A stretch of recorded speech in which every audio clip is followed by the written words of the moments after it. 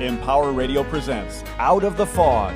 Join intuitive guide and spiritual teacher Karen Hager for lively, positive conversation with lightworkers, healers, and dynamic wisdom keepers. Get ready for inspiration and connection. This is Out of the Fog on Empower Radio. Here's your host, Karen Hager. Hello and welcome to Out of the Fog. I'm Karen Hager. Each week at this time, we gather for spiritual conversation with enlightening guests, and I'm glad you're here. You can follow me and find out more about Out of the Fog on Instagram and Facebook. I'm at Fog City Psychic over there. And you can stay up to date on what's coming up on this show. You can get links to episodes, find out what I'm knitting or what's on the jigsaw puzzle board, and a lot more. So that's at Fog City Psychic on social media. What if you could use your intuition for a deeper understanding of your physical and energetic bodies and get insight into where you are balanced and where you might be out of balance? My guest today says that you are already wired to tap into medical intuition, and so is everybody else. Tina Zion's my guest today, and she says that understanding ourselves in this way, looking at ourselves in this way, can sharpen our intuition and change our lives. Are you ready to meet her? Tina Zion is a fourth-generation intuitive medium, educator, and she's considered an expert in medical intuition. She's the author of 3 award-winning medical intuitive books, and her newest book is Be Your Own Medical Intuitive. Tina teaches all over the world, and she's a contributing author in Michael Newton's book, Memories of the Afterlife. She's taught self-development courses for 30 years and specifically has specialized in medical intuition for more than a decade. Now, you can find out more about Tina and her work at tinazion.com. Tina, welcome to Out of the Fog. Karen, thank you so much. Thank you for having me. Bless your heart. Oh, I'm glad you're here. I want to know what medical intuition means to you. What does that mean? Well, first of all, to use medical intuition is truly about removing and releasing the fear of knowing about oneself, because with medical intuition, we are and have the ability to go within and to actually look all around inside of ourselves. We can actually learn how to do this for others too, but we will find within ourselves maybe things that we forgot, things that are actually creating our struggles, our life struggles, but also our physical struggles and illness. And where the exact cause of the illness or struggles began, that's really one of the key things that I talk about and help teach people is, where did this begin? When was the exact split second that our struggle began? And so I would say medical intuition is a combination of our physical body, but our emotions, our thoughts, and our awareness. And it's not a gift. I don't have a gift. It's not a gift. Everyone has this ability because we're, like you said, wired to do this. What happens if we are afraid of what we might find, afraid of what the root cause might be, afraid of what the answer, the information is? How does that skew what we might believe we're receiving? If we are truly receiving intuitive level information, it will be neutral information. If we have fear or worry or any other kind of emotion, that always means it's coming more from ourselves. And so I would say to really recognize, was that an emotional response that you just got? Was that emotional piece of information you just have? Or did it feel very neutral? Did it just feel like very important information without any emotion? So that's probably the first way to notice the difference between, oh, that felt really scary or bad, or, oh, I just received this piece of information. See, just very factual and very neutral will always be the clearest piece of information.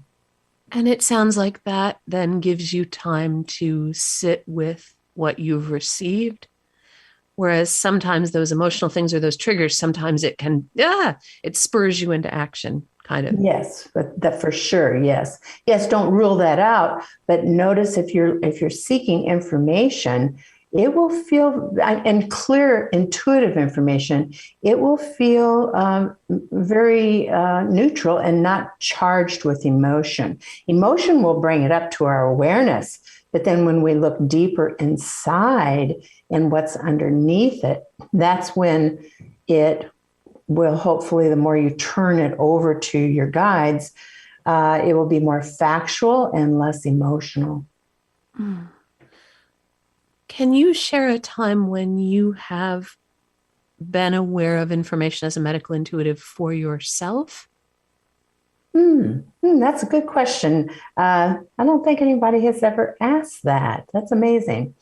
Yes, let me think here what I would narrow that down to. I received, let me say this. I had an injury to my eye that I wasn't aware of any injury happening, but it was an injury to my right eye and my eyelid and the side of my face. And when I worked with my divine and sacreds for the exact cause of that illness, I was taken to a past life. I'll try to make this a short story. To a past life where I was being stoned to death. And the stone that actually killed me hit me in that same place. Oh. Now, this is my most recent experience that just happened a week ago, I think. So when I went into the healing, because I take all of these things into very, very precise healing steps with whatever it is we find, when I took this to a healing, I saw that the person who threw the killing stone, this was clear back in Amsterdam in the 1600s, was actually a current family member that cannot stand me, a current family member in my current life. No matter what I do, that woman just hates me. And here she was when I was taken back to the past life. There she was throwing the stone that killed me. Mm. When I recognized that and did healing steps, that swelling went down, this redness went down. My eyelid was like cracked open. It was gone overnight. You can't even make this stuff up. And anything I ask you don't want to answer, just go take a hike, lady. I'm not answering that. Does that woman in your family still not like you? Because I bet she still doesn't like you. Well, it was just a week ago, so I've not been aware of any differences. But see, when you ask that question, I just asked my guides, what should I, mention as a good example? They said, well, my goodness, this just happened last week. Wow. Tell them this. How often are the causes of our physical or emotional or mental imbalances, how often are those from past lives? I would say very frequently. But I've also noticed, because when I write another book about medical intuition, like you said, my 3 books, that I really, each time I study myself and how did this happen? Why did the person change? What happened within me, blah, blah, blah. And what I kept noticing is that there's 8, I would say, like groupings or categories of the cause of illness. And so that has been very, very important. But I would say, to answer your question, oh my goodness, our past lives come forward into our current life because of trauma or traumatic emotion. So it's a frequent cause. In other kinds of physical and mental and emotional imbalance, is trauma always at the root of it? I would say emotion. So it's not always, might not be considered a trauma. But for example, if you or any of your listeners or I have physical pain somewhere, underneath physical pain, there's always some emotional pain. So I keep finding, no matter what, emotion is involved somehow in our struggles. Do you think that Western medicine or traditional medicine and medical intuitives can work together, or is it best if we each stay on our own side of the line? Boy, now here's what I would say, and I think your audience will be delighted to hear this. More and more people who are physicians, surgeons, nurse practitioners, nurses of all backgrounds, physical therapists, who else? Respiratory therapists are coming to my workshops more and more and more. And I actually have some of the people, many people actually from the medical realm, even physicians who are mentoring with me on an ongoing basis. And here's the reason why they're coming is they always tell me this: I just know things before I open the chart. I just know things as I touch the doorknob to my exam room before I walk in to see my patient. How am I doing this? What's going on? I want to do more of this.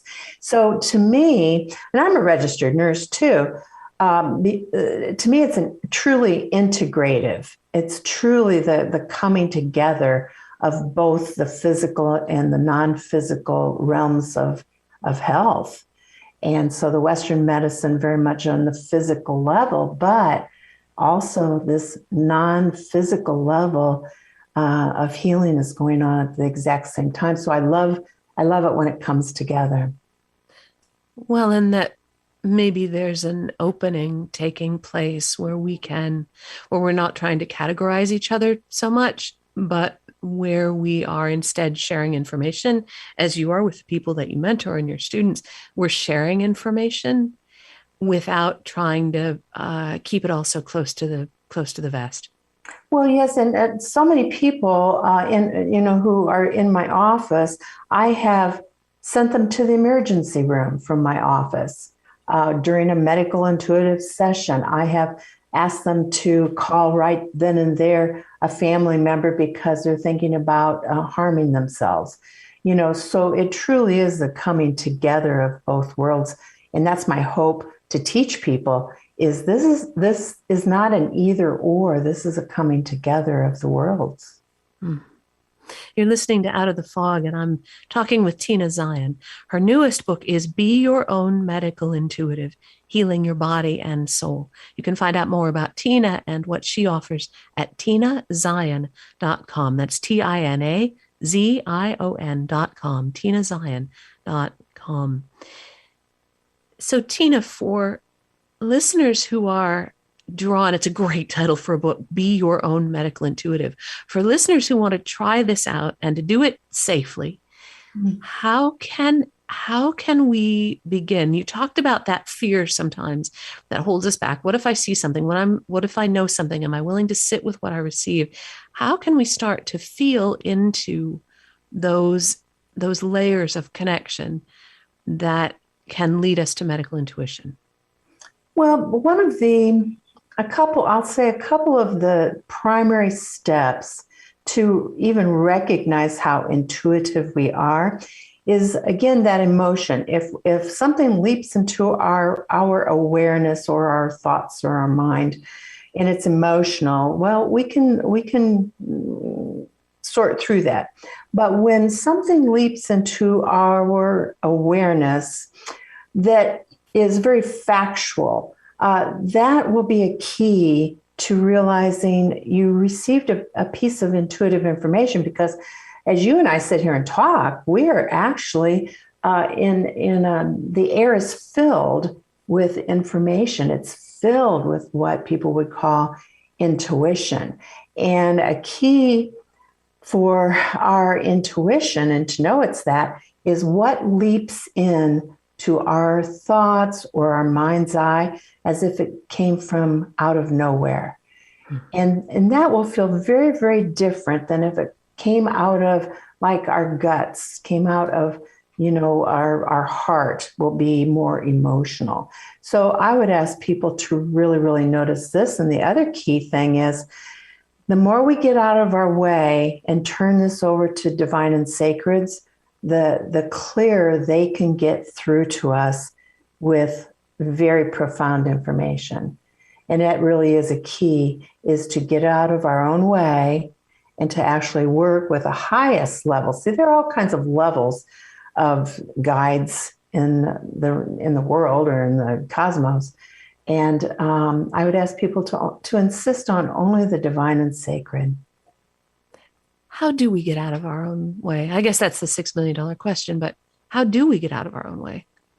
Well, we have to find that measurement. Oh, well, this was emotional. Okay, that's just, my fears, my worries. And then on the other hand, oh, wait, that popped in out of nowhere. Then it was just facts. It was just a piece of information. It's like when my eye was swollen for a couple of weeks and I thought, well, no, why aren't I doing this for myself? And off I went to a past life. Now I could have sat there and thought, oh, I've got cancer and, all around the right side of my face or something like that. And that would have been very emotional. But I said, what is the point of origin causing this? And bam, I was tied up to a wagon, standing up in a wagon, getting stoned in the middle of Amsterdam in the 1600s. We can't even make this stuff up. And especially the profound intuitive information, it will feel like it came out of nowhere, like where there's a bit of a surprise to it even. That's a good way to put it. I think there's a bit of a surprise to what's the true stuff.